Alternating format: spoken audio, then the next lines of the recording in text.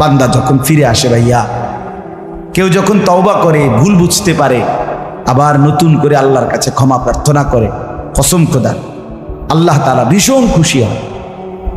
হাদিসে আছে আল্লাহর কোনো বান্দা যখন তওবা করে, আল্লাহ তখন ফেরেশতাদেরকে বলে, আমার ফেরেশতারা 7 আসমান আর জান্নাত সাজিয়ে দাও। ফেরেশতারা জান্নাত সাজায়, আসমান সাজায়।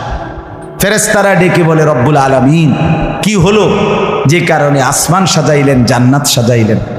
রব্বুল আলামিন তখন বলে, আসলাহাল আবদু মাওলাহু, এক ভেগে যাওয়া গোলাম আজকে তার মনিবের সাথে সম্পর্ক ঠিক করে ফেলছে।